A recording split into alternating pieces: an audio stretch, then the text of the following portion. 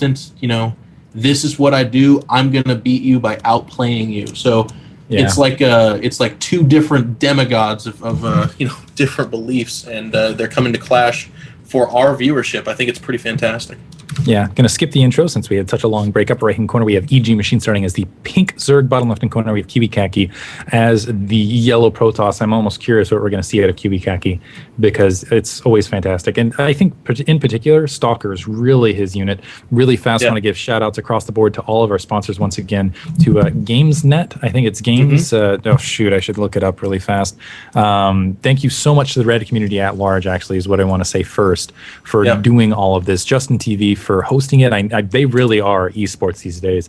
Gamescast.tv for supporting a little bit of the stuff in the background. Astro Gaming, they're doing the MLG headset raffle tomorrow. Keep that in mind. Zen Magnets, sorry for any lagging names. Zen Magnets, New Games Ninja, and HangWith.me as well, all the Reddit donators. And In Control for being alongside. And I'm trying to think of what else. I'll just do all those shout outs right now while I can. Gosu Coaching, Team Fanatic, all of the teams that have participated, EG, Root, VT, Mouse, what else? If you go to FluffyTube, it's got some awesome stuff. You get the GG buttons out there, which are really cool. Thank you to all the viewers who've joined in. Thank you to all the admins and all the staff. And there, I've done all the shout-outs, so I don't need to do any more, and I feel like I've hit everybody. And it looks like we're seeing KiWiKaKi open up with a fast expansion, actually going pylon, and then Forge First on the corner is doing a fantastic job of harassing Machine at that natural expansion, but it looks like Machine has opted to open spawning pool first without gas. Yeah, and I mean, one final thing, too. If you guys have enjoyed the casting today and you've enjoyed the tournament, which you should have, there's been some of the most ingenuitive and fantastic play I've ever seen. Please be sure to check out tomorrow. There's going to be the fantastic inclusion, but you're going to see some amazing commentary with DJ Wheat and Day 9 and Total Biscuit, three of the top dogs in the industry. I for one, will be joining everybody else in tuning in. And I hope I am not alone. In fact, I know I won't be alone, but I hope I'm joined by millions of people. It would be really cool. Millions of people everywhere. Machine actually has an idle drone that looks like just a block to do the inverse block here and engage that drone, just provide some harassment. It looks like KiWiKaKi is going to go cannon first, and it's going to be drone on probe action. Whoever wins actually gets big benefits. And this is actually going to be close. I'll click that drone. Or, I'm sorry, the probe is going to back off. A second probe now coming in to try to provide some additional disruption. But Machine did his job. He actually delayed that Nexus a little bit, has his hatchery up and running. Is getting just a handful of Zerglings out and tacking on his gas to follow up. So it looks like it's actually macro to start. And granted, KiWiKaKi hasn't shown us anything super creative just yet, but I definitely have to say, just looking at the openings, I'm going to favor Machine a little bit. This is his favorite style, is straight macro versus heads-up macro, and turning it into a kind of a crush grinder economy game. Yeah, I mean, this is definitely one of the comfort zones of Machine, but, not to count out KiWiKaKi. Obviously, it's just the formulating stages of this matchup, but it looks like he is successfully getting down his Nexus. And Machine's not the kind of guy who sees you fast expand and says, oh, I need to all in against that. He's probably going to take a faster third hatch, and then at the same time be mining that gas to get that metabolic speed upgrade, and then probably go into layer burrowed roaches just as like usual. But usually when a guy fast expands against him, like KiWiKaKi did, he's going to just opt for that faster third. This is kind of interesting, actually. KiWiKaKi deciding to build 3 cannons, perhaps because he lost that probe and didn't get any scouting information. But Machine has 0 threat. I mean, I don't even think he has a Zergling to his name. He has 1 Zergling. He has 1 Zergling currently. So you have 3 cannons to defend essentially against nothing currently. And perhaps KiWiKaKi respecting Machine and not really playing against the opponent, knowing Machine tends to have a more passive style. He's now saturating that natural expansion and getting a cybernetics core up. I do like the pylon blockade behind, though, to limit Zergling movement, but a lot of resources invested for more or less not a lot. Machine tacking on that additional extractor. So KiWiKaKi playing what I would consider uncharacteristically extremely safe comparatively, and I agree with you. Machine's not the guy to go all in. I would expect him to take a quick third rather than try to push something that's not there. Yeah, but you know what? To KiWiKaKi's credit, he doesn't want to lose an easy game to just, suddenly Machine busts out the unusual 10 roaches and just takes a good angle at this Nexus. One of the things that led to Machine's top finish in MLG Dallas, he took 6th there, and we were hoping he would take higher because he was actually just completely on fire, was that he actually broke away from the expectation. Against Select, he did a very fast mid-game Baneling bust. And he's one of those guys who, I work with personally all the time, and I've told him, time in and time again, like one of the things he has to do as a player to change and develop is to change and develop. Like people know, okay, machine's fast expanding and not looking to all in. I can basically do whatever I want to exploit that. If he just changes his play just a little bit, he can throw people for a loop and suddenly they have to take him more into account. So I think Machine is on that evolution upswing, and that's probably part of the reason why we're seeing KiWiKaKi very intuitively preempting that, not wanting to take an early exit. We do, in fact, see a Roach Warren and a little bit later a third hatchery. Still just a handful of Zerglings down the field. And I agree with you. I think I've even told Machine, hey, mix it up.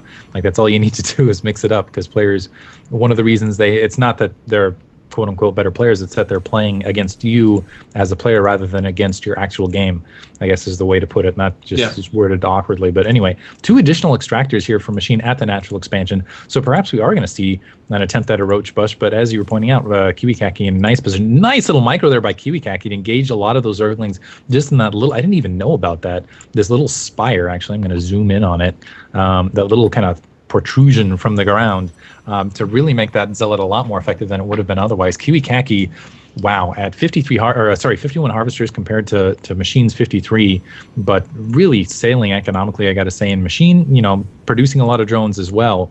But let's see what he does to follow this up. And it looks like he is, in fact, going for burrowed roaches, as you called. Yeah, it's the burrowed roaches, but you'll notice he's got 800 minerals floating and 300 gas, and I'm not particularly a fan of that. We do have KiWiKaKi opening up Stargate, and then there's actually a fleet beacon immediately behind that, so kind of interesting. Wonder if this is going to be a Mothership play or just speed Void Rays. Probably speed Void Rays. But I would have liked to have seen that faster third hatch by Machine, because obviously his money is telling us that he could afford it. He just simply didn't do it, and I don't think it would have affected, it wouldn't have, looking at his money now, the timing of his burrowed roaches. So a little bit of a misplay, and again, Machine kind of preempted this by saying he is a bit rusty, so maybe a little bit of an excuse there. Yeah. But he is making his way across the field. Robo also tacking on, and I think you're right, it's probably going to be speed Void Rays, but this is very... It's a Mothership.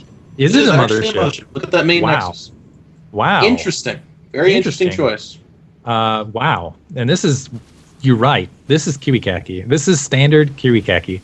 That's what I expected to see out of him. We're seeing a Mothership build, and let's see if he survives long enough to get to his Roach is attacking this natural expansion. There are Stalkers and Sentries to engage, but still doing a little bit of damage. Machine going to the hatchery to the corner. And now, wow, a Mothership.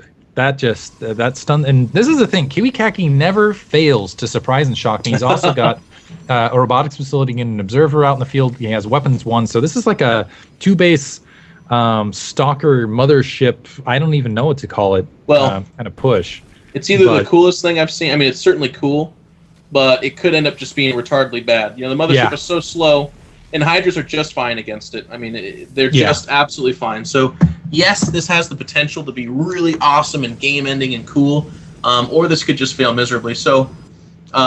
I'm not really willing to criticize it too heavily, but other than that, because this could end up just being like this really brilliant thing that he's planned out. But the Mothership is kind of a weird pivotal unit that way. It's either like just defiantly powerful, or it's like, here I am, there I go.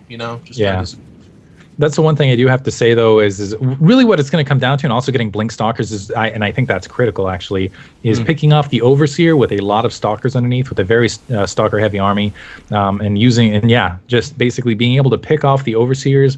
Or will Machine have enough Overseers and Hydras just to basically be able to punch through this? And I think the Hydra count, as well as actually Corruptors already in production to deal with the Phoenixes, and actually those Corruptors are going to be fantastic. It looks like Machine actually already has an Overseer as well, and I'm not sure if... I assume he's not expecting Mothership.